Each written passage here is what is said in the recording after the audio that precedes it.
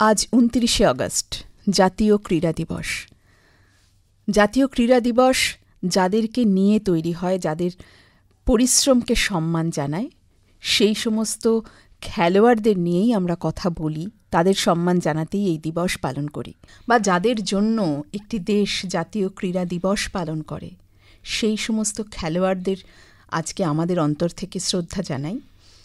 এবং মহিলাদের আসরে আমরা সেই রকম একজনকে আজকে অতিথি হিসেবে পেয়েছি, যিনি এই জাতীয় ক্রীড়া দিবসকে কিন্তু আরও বেশি করে সমৃদ্ধ করেছেন।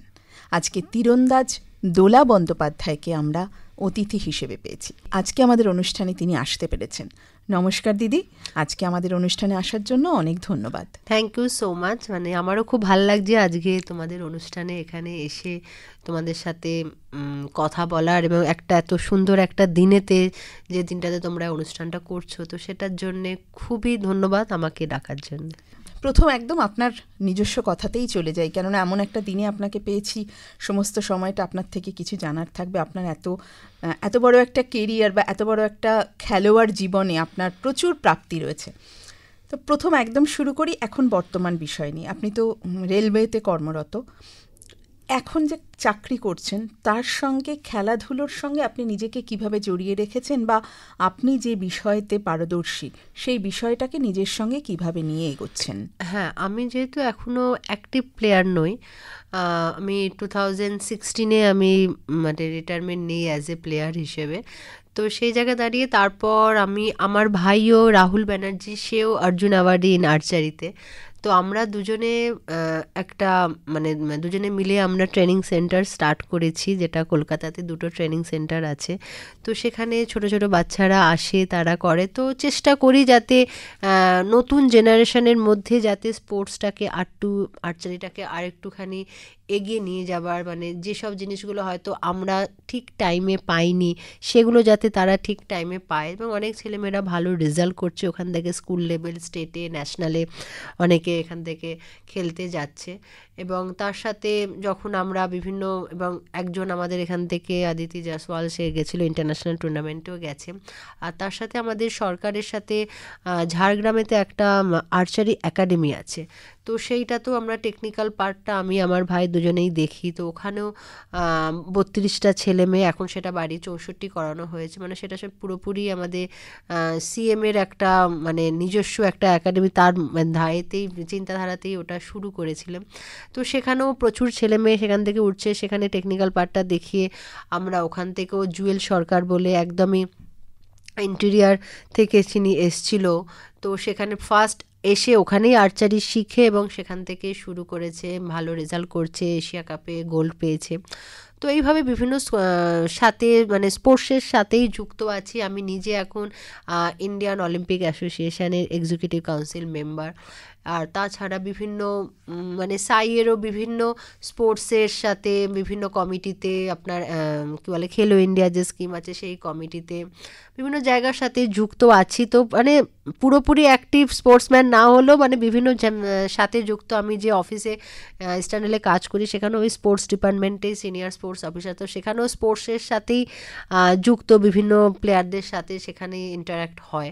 তো এইভাবে চারদিকে সব খেলোয়াড়দের নিয়েই এখনো জীবনটা চলছে। একদমই তাই, না হলে বাঁচাটা সম্ভব না। কেন একটা দীর্ঘ 23-24 বছরের নিজস্ব একটা স্পোর্টসের কেরিয়ার, সেখান থেকে হট করে পুরো বেরিয়ে আসাটা একদমই সম্ভব না। আর আমরা চাইবও না সেটা, কেননা আপনার তত্ত্বাবধানে যে ছোট ছোট ছেলেমেয়েরা এগিয়ে যাচ্ছে, তারা তো সেটা অধিকারী, তাদের কাছে এটা একটা প্রাপ্য। একদম চেষ্টা করে যাচ্ছি সেটাই। এটা তো ভবিষ্যতে আমরা পাবো এরকমই আপনারই মতো কোনো একজনকে।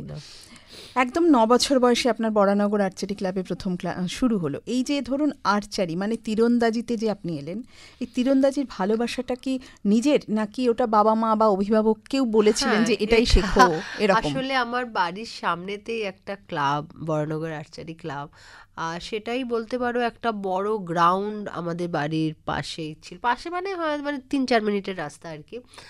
আর আমার বাবার চিন্তাধারা, বা তখন নর্থ ক্যালকাটার যেটা একটা চিন্তাধারা ছিল যে বিকেলে সব বাচ্চারা মাঠে খেলবে, এবং সেটাই তখন একটা রেওয়াজ ছিল। মানে এখন যেটা একদমই দেখা যায় না। তো সেইটা স্কুল থেকে এসে রেগুলার ওয়াইজ ওখানেই মাঠেতে খেলতে যাওয়া, কোনোদিন মা নিয়ে যেত, কোনোদিন বাবা নিয়ে যেত। তো সেই জায়গাটা, সেই কনসেপ্টটা ছিল, প্রতিদিনই যেতাম। তো সেই হিসেবে ওখানে মাঠে যিনি ট্রেনার ছিলেন তিনি বলতেন আপনি রেগুলার আপনার মেয়েকে আনেন, তো আমাদের তারই একটা সাইডে আর কি আর্চারি প্র্যাকটিস হতো, তো এখানে অ্যাডমিশন করিয়ে দিন। তো প্রথম দিকে মানে, আর তার পাশে একখানা বড় পুকুর ছিল, তো আমার মা বলতো না না এখানে কোথায় পুকুরে পড়ে যাবে এতে। তো যাই হোক, তারপর করতে করতে রেগুলার ওয়াইজ বলাতে তো বাবা বললো ঠিক আছে আমি তো নিয়েই আসি, তাহলে ওখানেই তাহলে ভর্তি করিয়ে দেওয়া যাক। তো প্রথম দিকে খুবই বোরিং লাগতো, কেন মানে দেখলে গেমটা তো অতটা মানে মানে চোখে লাগার মতো, বা কেউ একটা বাচ্চা কেউ দৌড়োদৌড়ি করছে হট করে একটা জায়গায় দাঁড়িয়ে তোমার আর্চারি করাটা একটা খুবই বোরিং। তো প্রথমে আমাকে বলেছিল যে সিনিয়ররা চালান, যারা শুটিং করছে তাদের শুটিং দেখো, কিভাবে তারা শুটিং করে, কিভাবে তাদের পশ্চারটা কিভাবে তারা রাখছে, কিভাবে করছে, তো এইটা শুধু দেখা। তো আজকালকার দিনে বাচ্চাদের বলে তারা দুদিনেই মাঠ থেকে পালিয়ে যায়, মানে তখনকার দিনে যে ধরনের কনসেপ্ট ছিল শেখানো, তো সেটা আমার 1 মাস 1.5 মাস সেরমভাবেই কাটে। তার মধ্যে মধ্যে আমি পালিয়েও যেতাম বাড়িতে, ভাল লাগছে না বলে। তারপর সেখানে আমাদের সামনে স্টেট ইভেন্ট একটা আসে, তো আমাকে তখন বলে যে তাহলে তোমাকে আমরা ভাবছি নামাবো, দেখি তুমি কিরম করছো বা কিরম করতে পারো। তো ক্লাবই আমাকে একটা বো অ্যারো ওখান থেকে প্রোভাইড করেছিল, তো সেখান থেকে নিয়েই আমার পার্টিসিপেশন। তারপর একটা ডিস্টেন্সে আমি সেখানে মেডেলও পাই। তো সেই মেডেলটা তুমি একটা বলতে পারো একটা টার্নিং পয়েন্ট, কেননা জীবনের ফার্স্ট একটা মেডেল, সেই মেডেলটা সবাইকে দেখানো, সকলের থেকে একটা বাহবা পাওয়া, তো এইটা একটা কোনো মানে মানে একটা মাথার মধ্যে একটা মনের মধ্যে কোথাও একটা উৎসাহ জাগিয়েছিল যে আমিও তাহলে মানে এরকম লোকে এত ভালো বলছে, তাহলে আমি আর একটু ট্রাই করি, আর একটু বেটার করার চেষ্টা করি। এবং তার সাথে এডুকেশানটাও আমার মানে আমি ভালো ছিলাম একাডেমিক লাইনেও, তো সেটাতেও আমি ফার্স্ট সেকেন্ড সেরকম হতাম। তো এই দুখানাকে নিয়ে তার সাথে আবার গানও শিখতাম, তো এই সব কটাকে একসাথে নিয়ে চলা। তো আমার মার ইচ্ছে ছিল আমি গান গাই। তো সেখান থেকে এগোতে এগোতে তারপর স্পোর্টসটাতে আস্তে আস্তে আমি ভালো করতে শুরু করাতে তখন আর কি স্পোর্টসের দিকে টাইমটা বেশি দিতে শুরু করা হলো। আর তোমার একাডেমিকের দিকে তখন কি হলো, একটাতে তুমি যদি বেশি টাইম দাও তো তখন সেইখানটাতে নজর দেওয়াটা একটু হয়ে যায়। তখন সেখানে আমি ফার্স্ট সেকেন্ডের জায়গা থেকে আস্তে আস্তে পেছন দিকে চলে এলাম। তো তখন আমার মনে হলো যে ঠিক আছে, মানে আমি যদি এটাকে কেরিয়ার করে এগোতে চাই তাহলে আমাকে তো এডুকেশানটা আমাকে রাখতেই হবে, এবং সেটা আমাকে কন্টিনিউ মানে মারও একটা ছিল তুমি কিন্তু পড়াশোনা বন্ধ করতে পারবে না, তুমি স্পোর্টস যা করছো ঠিক আছে, বাট আদারওয়াইজ তোমাকে করে যেতে হবে এডুকেশানটাও তার সাথে। তো দুটোকে একসাথে চালানো খুবই ডিফিকাল্ট, খুবই একটা টাফ জব বলতে পারো। যখন এ খেলা হচ্ছে তখন এক্সামও চলছে, এবার সেটাকে মেকআপ করা, স্কুলের অ্যাটেন্ডেন্স দেওয়া, মানে একটা খুবই মানে মানে বলতে পারো যে মানে সমস্ত ক্ষেত্রেই তোমাকে কিছু করতে গেলে তোমাকে ত্যাগ তো করতেই হবে। তো ছোট বয়সে সেই যে মজা করা ব্যাপার, বা কলেজ লাইফে কলেজ ক্লাস বাঙ্ক করে ঘুরতে যাওয়া, মানে আমি এইসব কোনো কিছুই জানি না কি হয় লাইফে। তো সেখান থেকে পুরো জিনিসটাই সিস্টেমেটিক, স্কুল হলো, কলেজ হলো। তো আমি এখান থেকে জামশেদপুরে চলে যাই ওখানে বেটার প্র্যাকটিসের জন্যে, সেখানে ফরেন কোচের একটা তত্ত্বাবধানে। তো সেখানে যেতে যেতে আমার ইমপ্রুভমেন্ট হতে শুরু করে। আচ্ছা, এই যে আপনি এলেন, দিদিকে দেখেই কি ভাইয়ের এগিয়ে আসা এই একই খেলার মধ্যে তীরন্দাজের সঙ্গে যে জড়িত হলেন? খানিকটা তাই, কারণ আমি যখন টুর্নামেন্টের জন্য বিভিন্ন জায়গায় যেতে শুরু করলাম, তখন ন্যাশনাল লেভেলে বিভিন্ন স্টেটে যাচ্ছি টুর্নামেন্ট খেলবার জন্যে। তারপর যখন প্রথম ওয়ার্ল্ড চ্যাম্পিয়নশিপ গেলাম, জুনিয়র ওয়ার্ল্ড চ্যাম্পিয়নশিপে, সেখানে প্রথম দেশের বাইরে গেলাম। তো এই জিনিসগুলো ওকে অনেক বেশি অ্যাট্রাক্ট করেছিল, তো সেই হিসাবে ও আমার সেম ক্লাবেতেই ভর্তি হয়। আমি যখন বেটার পারফরমেন্সের জন্য যখন আমি জামশেদপুরে গেলাম, তো সেখানে ও তখন ক্লাস 10 পাস করে তারপর ও বলল আমিও তাহলে ওখানে গেলে আমার বেটার রেজাল্ট হবে। তো তারপর ও ওখানে শিফট হয়ে যায়। তো সেখানে গিয়ে বলতে পারো দুজনকারই পারফরমেন্স আরও বেটার করার জন্য আমরা গেছিলাম। তো সেখানে গিয়ে সত্যি আমাদের অনেক বেটার হয়েছিল, এবং সেখান থেকে আমাদের যত ভালো স্কোর বলো বিভিন্ন টুর্নামেন্টে যখন আমরা সাকসেস হতে থাকি, তো ওইটা একটা ওটা একটা শুরু আর কি, ওই জায়গাটা একটা শুরু যেখান থেকে আমরা সূত্র ধরে আর কি আগে এগিয়ে গিয়েছেন। 1996 সাল আপনার জীবনের একটা মোড় বলতে পারা যায়। প্রথম আন্তর্জাতিক একটা খেলা খেলতে যাওয়া, আন্তর্জাতিক একটা প্ল্যাটফর্ম সান দিয়েগোতে প্রথম গেলেন, নিজের কৌশল দেখাতে পারলেন। তখনকার অনুভূতিটা কি ছিল, মানে ওই সময় কি ভেবেছিলেন বা কিরকম মনে হয়েছিল? হ্যাঁ, আমি 96-এ ফার্স্ট আমার জুনিয়র ওয়ার্ল্ড চ্যাম্পিয়নশিপ, বা বলতে পারো Indian team first time girls team পাঠিয়েছিল ওয়ার্ল্ড চ্যাম্পিয়নশিপে। সেখানেতে তার আগে 95-এ আমাদের একটা ফেডারেশন কাপ হয়েছিল দিল্লিতেই, তো সেটা সিনিয়র ইভেন্টই ছিল, বাট আমি জুনিয়র হয়েও সিনিয়র টিমে চান্স পেয়েছিলাম। তো সেখানেও 8-9টা কান্ট্রি পার্টিসিপেট করেছিল। তো সেইটা আমার ফার্স্ট একটা মানে ইন্টারন্যাশনাল প্লেয়ারদের সামনে নিজের একটা প্রদর্শন করা, সেটা বলতে পারো। সেখানে আমি খুব ভালো পারফর্ম করেছিলাম এবং তারপরেই মানে সেখান থেকে শুরু আর কি খানিকটা ভালো রেজাল্ট হওয়া আমার। তারপরে 96-এ যখন আমাদের জুনিয়র টিমটার যখন ক্যাম্প হলো এবং সেখানে আমরা 3 মাস মতো দিল্লিতে ক্যাম্পে থাকি, তারপর সেখান থেকে ফাইনাল সিলেকশন হলো এবং সিলেকশানে আমাদের যে স্কোরটা বলে দেওয়া হয়েছিল যে এটা যারা অ্যাচিভ করতে পারবে তারাই যাবে। তো সেখানে আমরা অ্যাচিভ করি স্কোরটা এবং তারপর আমাদের টিমও পুরোপুরি কোয়ালিফাই করলো সেই স্কোরটা করবার জন্য। তো সাথে আমাদের টিমটাই পার্টিসিপেট করলো। তো সেটা একটা বড় জিনিস যে আমাদের মেয়েদের টিমটা পাঠানো হচ্ছে, এবং নিজের ক্ষেত্রেও ভাববো যে আমিও স্কোরটা যেটা বলেছিল সেটা আমি অ্যাচিভ করতে পেরেছি এবং একটা ইন্টারন্যাশনাল টুর্নামেন্টে যাচ্ছি, ইন্ডিয়াকে রিপ্রেজেন্ট করছি।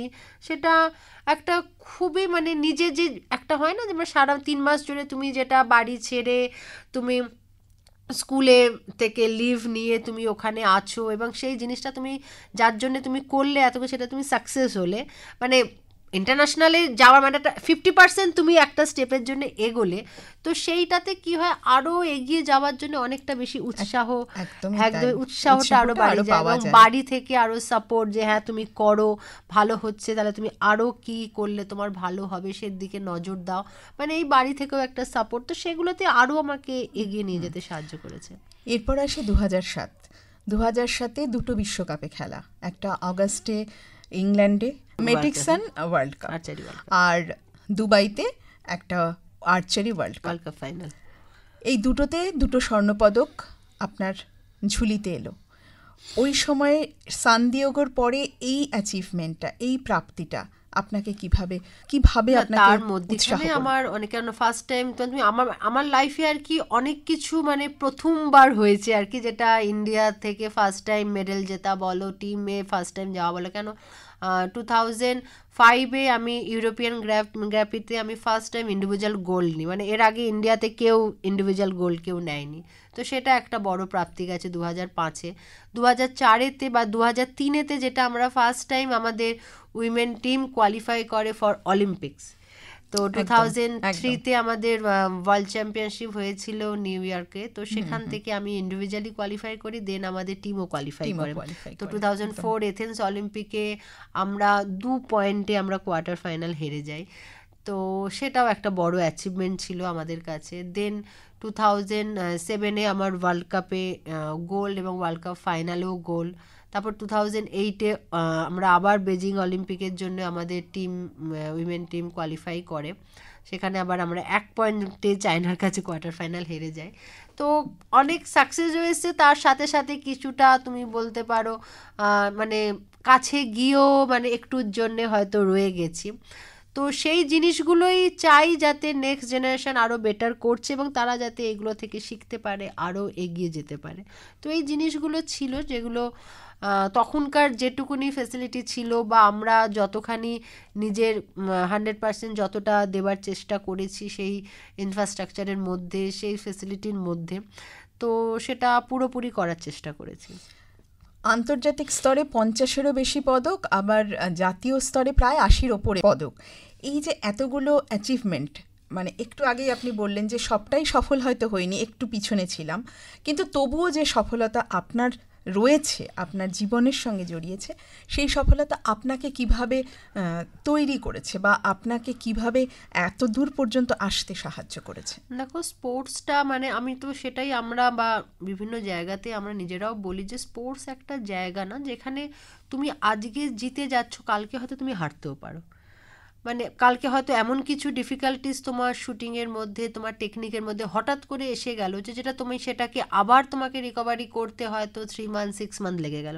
এই যে গ্রাফটা আপ ডাউন করে না, মানে তোমাকে প্রত্যেকটা দিন একটা চ্যালেঞ্জের মুখে পড়তে হয়, মানে তুমি সেই চ্যালেঞ্জটাকে তোমাকে নিজে থেকে অ্যাকসেপ্টও করতে হয়, যাতে আমি চ্যালেঞ্জটা যদি আজকে না নিই তাহলে আমি কিন্তু নেক্সট টুর্নামেন্টে অ্যাচিভ করতে পারবো না।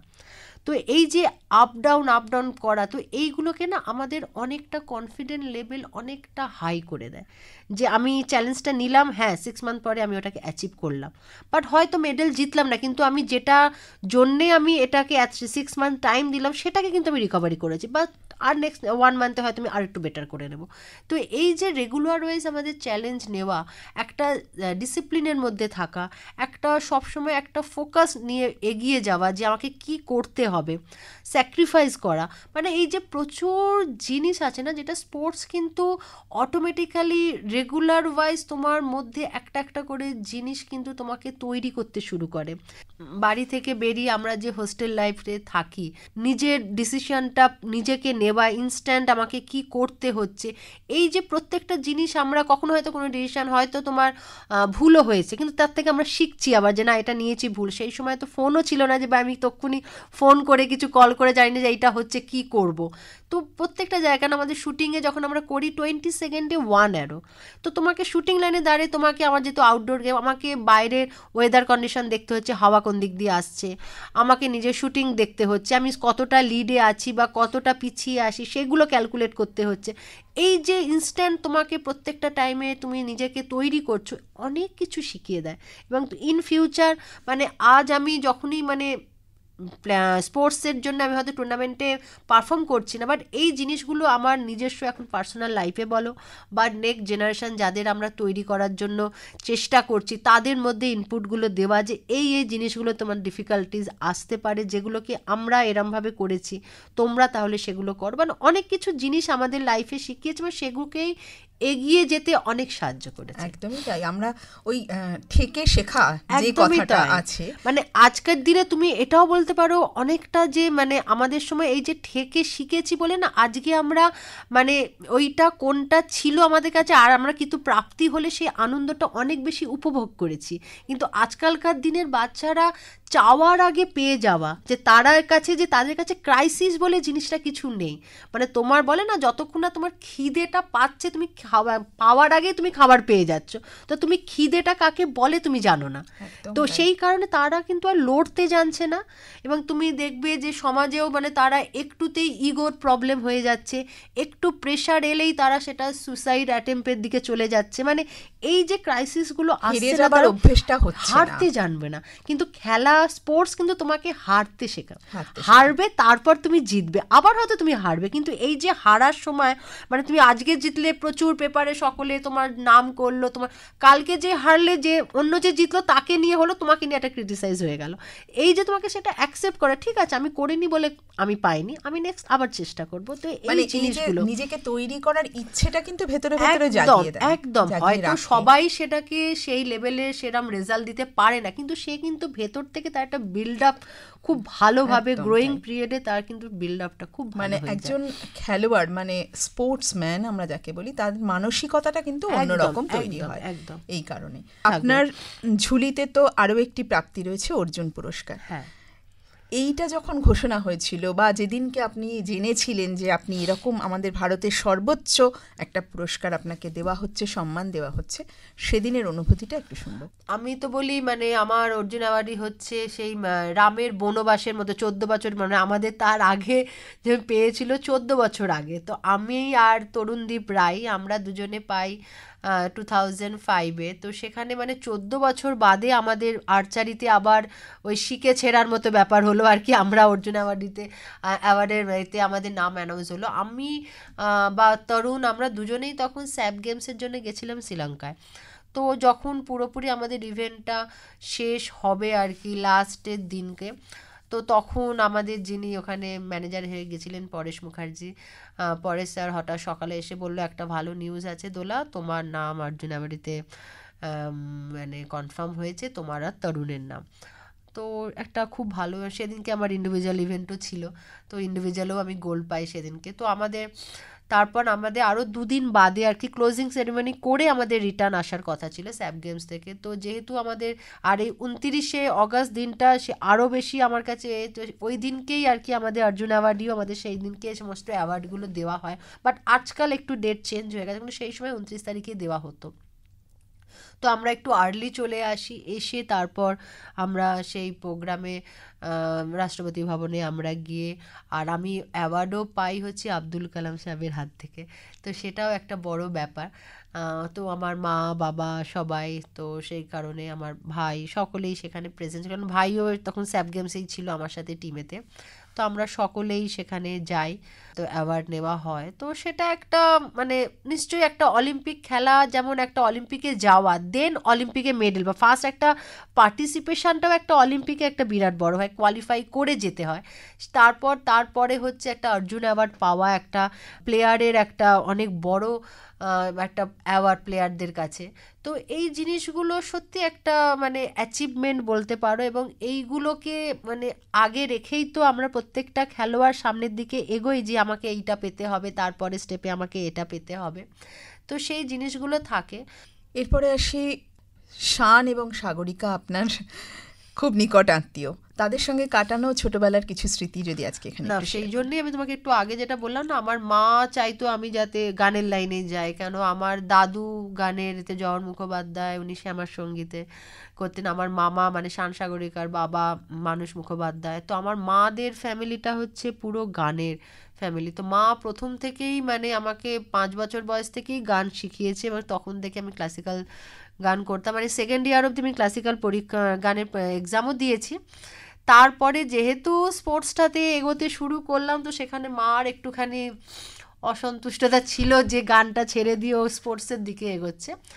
তো এনিওয়ে তারপর যখন ভালো করলাম সেটা মারও ভালো লেগেছিল। কেন শান সাগরিকা দিদি তো এখন বাইরে থাকে, বা দাদার সাথে আমাদের খুবই এখানে কলকাতায় এলে আমরা দেখা করি, মাঝে মধ্যে আমাদের বাড়িতেও আসে। আমরা বম্বে যখন যাই দাদার বাড়িতে থাকা, ছোট বয়সে খুব যেতাম, মানে আমাদের সামার ভ্যাকেশন মানেই বম্বে যাওয়া, গিয়ে মামার বাড়িতে থাকা, এইগুলো চলেছে। তারপর আস্তে আস্তে যে যার কাজেতে ব্যস্ত হয়ে যাওয়া, আমরাও এই স্পোর্টস নিয়ে পড়াশোনা নিয়ে মানে বিভিন্ন, কেন তখন কি হতো ভেকেশন মানে আগে যেমন একটা ঘুরতে যাওয়া আছে, তখন ভেকেশন মানে হচ্ছে তুমি আরও বেশি করে প্র্যাকটিস করো, তখন এমনভাবে এঙ্গেজ হয়ে গেলাম না, এই যে একটা পুরো শিডিউলের মধ্যে ছিলাম না, মানে সেখান থেকে কখনো বেরোতে পারিনি, মানে একেবারে। তাই জন্যই আজকে এই অ্যাচিভমেন্ট। আজকে জাতীয় ক্রীড়া দিবস, এই জাতীয় ক্রীড়া দিবসে দাঁড়িয়ে আজকের আমাদের অনুষ্ঠান থেকে ভবিষ্যৎ প্রজন্মের খেলোয়াড়দের কি বলবেন? দেখো, খেলোয়াড় মানে কতজন সেটাকে প্রফেশনালি নেবে সেটা তো পরের কথা, বাট স্পোর্টসটাকে আমি মানে আমার মনে হয় প্রত্যেকটা মানে বাচ্চাদের মধ্যে স্পোর্টসের অ্যাক্টিভিটিটা থাকার খুব দরকার। প্রত্যেকটা বাবা মার বোঝা উচিত যে বাচ্চারা যেন বিকেলবেলাতে মাঠে যায় তাদের হেলদি থাকার জন্য অন্তত, কেন তারা গিয়ে যদি একটু দৌড়োদৌড়ি না করে, তাদের কিন্তু সারাদিন যদি আমি পড়াশোনার মধ্যে, তাতে কিন্তু তাদের ব্রেনও কাজ করে না, তো তাদের একটা অ্যাক্টিভিটিসের মধ্যে ঢোকানোটা খুব দরকার। আজকের দিনে দাঁড়িয়ে স্পোর্টস একটা বিরাট বড় জায়গায় পৌঁছে গেছে, সেখানে কি ট্যালেন্টের অভাব? একদমই নয়, কিন্তু ট্যালেন্টটাকে ঠিক করে নিয়ে এগিয়ে নিয়ে যাওয়াটা হচ্ছে আমাদের প্রত্যেকের দায়িত্ব। একদম তাই। আজকে এই আসরে, মহিলাদের আসরে দোলা বন্দ্যোপাধ্যায়ের সুপরামর্শ কিন্তু অনেক ভবিষ্যতের খেলোয়াড়দের একটা রাস্তা দেখাবে আশা করি। অন্তত অভিভাবকদের মনের মধ্যেও হয়তো একটু আশার আলো জাগলো যে না, আমি আমার ছেলে মেয়েদেরকে খেলার জগতে নিয়ে যাব, তারা খেলতে চাক, তারা খেলুক, এগিয়ে যাক। দোলা বন্দ্যোপাধ্যায়কে আজকের আসরে আসার জন্য অনেক ধন্যবাদ, আন্তরিক কৃতজ্ঞতা দিদি। ধন্যবাদ।